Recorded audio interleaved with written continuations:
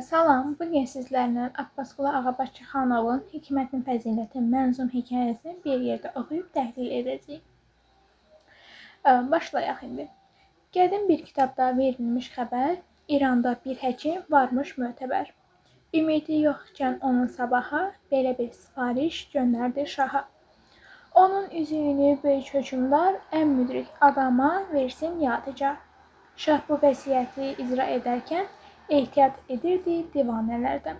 Çünki hər dövlətli kasıb hərcadan özünü ən müdrik bilir dünyadan.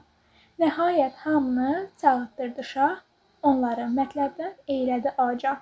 Dedi, 3 suala istərəm cavab, kim daha düz desəm olsun intihab. Əvvəl, ən xeyirli nədir müxtəsər? Tamahkar olanlar dedi ki zər. Vergi toplayanlar dedilər xərac, tacirlər dedilər alver və rəvac. Şah dedi, uzaqdır bunlar mətləbdən. Orada bir qoca durmuşdu həmdə. Söylədi, hər şeydən xeyirli hünər. Hünərsiz heç bir şey olmaz müəssər. Şah qəbul elədi, soruşdu yenə, dünyada hər şeydən yaxşı deyil nə? Deməli, uşaqlar, biz birincidə gördük ki, ilk olaraq soruşurlar, xeyirli olan nədir? Biz dedilər ki, xeyirli olan olur hünər. Yaxşı nədir? Yəni, bunları belə yadda saxlaya bilərik ki, xeyirli hünərdir, yaxşı, yaxşılıqdır, lazımlı isə həqiqət olar. İndi isə gəlin, davamlı oxuyaq. Xeyirlidir, bunun altından hünərdir, xeyirli hünər. Daha sonra dedi, şah qəbul elədi, soruşdu yenə, dünyada hər şeydən yaxşı deyil nə? İkinci sual yaxşıdır, yüksəldi müxtəlif səslər saraydan, şahın razılığı, şadlıq, firavan. Deməli, şahın razılığı oldu, şadlıq, firavan. Yenə də o qoca dedi bu sözü, hər şeydən yaxşıdır, yaxşılıq özü. Deməli, yaxşının elə yaxşısı, elə yaxşılığın özüdür. Çünki yaxşı sifət olarsa səndə, afərin söyləyər dost da düşməndə. Şah dedi, ən lazım nədir insana? Üçüncü sual olaraq da lazımdır. Lazımlı olanda yenə də çox fikir çıxdı meydana. Şah isə qocaya edirdi diqqət, dedi, ən lazımlı şey həqiqətdir. Şeydir həqiqət. Həqiqət olmaz intizam, həqiqət olmasa olmaz intizam, dünya həqiqətlə dolanır müdam. Şah qalxıb qocaya eylədi təzim, üzüyü hörmətlə eylədi təqdim. Əmr etdi saraydan getməsin bir an, ki alsın hər işdə məsləhət ondan. Nəhayət oldu o şahın vəziri, ölkəni düzəltdi onun tədbiri.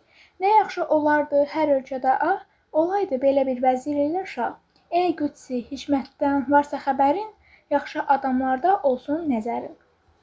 Deməli, hökmdarı biz necə bir obraz kimi belə deyə bilərik? Bu ədalətli obrazdır. Həmçinin də, yəni burada yaxşılıq istəyirdi ki, bundan sonra dövləti yaxşı bir insanlar idarə etsin. Həmin dövr üçün ən yaxşı insanlardan biri ilə ədalətli hökmdar seçilmişdi. O da deyirdi ki, kaş həmişə, yəni sənin kimi ədalətli insanlar bu dünyanı idarə edər. Deməli, gəlin indi isə əsərin təhlilinə baxaq. Əsər epik növdə, hekayə janrında yazılmışdır. Hadisənin təsvirində hekayə təhkiyə üsulundan, yəni göstərmə üsulundan istifadə olunmuşdur. Vahid süjet xətti olan bu əsər nəzmlə yazılmışdır. Həmçinin də mənzum hekayədir. Şeir vahidi beyitdir, yəni beyit şəklində yazılmışdır. Bundan başqa əsərdə qarşıya çıxan ilk məsələ müdriklikdir. Vəsiyyət edən İranlı bir həkimdir. Vəsiyyətin icraçısı isə hökmdardır. Həkim istəyir ki, onun üzüyü layiq olan bir adama yadigar verilsin. Birinci sual, ən xeyirli olan nədir? Vergi toplayanlar, yəni vergini toplayanlar özləri üçün deyər ki, yəni xəracı. Tamahkarlar həmişəki kimi, tamahkarlar belə məntiqlə də baxsaq, tamahkar nə istəyir? Pul, qızıl. Yəni burada da bilərik ki, qızıldır. Tacirlər də ticarətlə məşğul olduqlarına görə alver deyərlər. Qoca hünər cavabları verilir. İkinci sualda hər şeydən yaxşı nədir?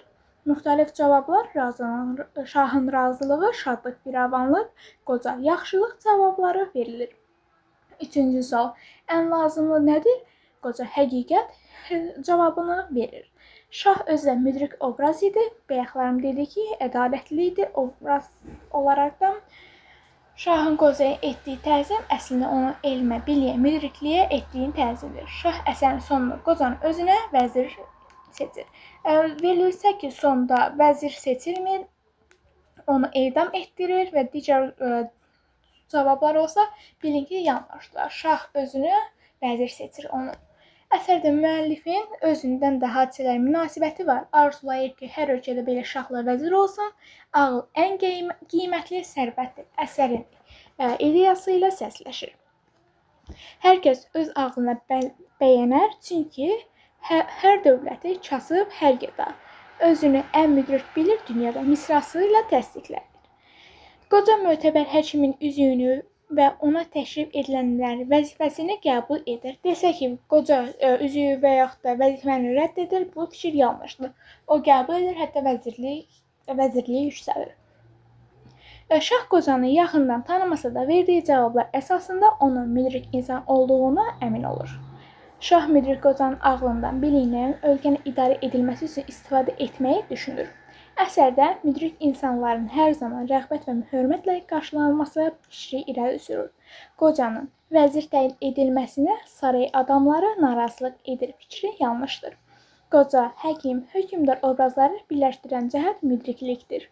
Müəllif şah və qoca arasında sual-cavabla hünər, yaxşılıq, həqiqətlə bağlı xüsusiyyətləri dərindən bələd olmağı aşılayır. Bugünlük bu qədər. Sağ olun.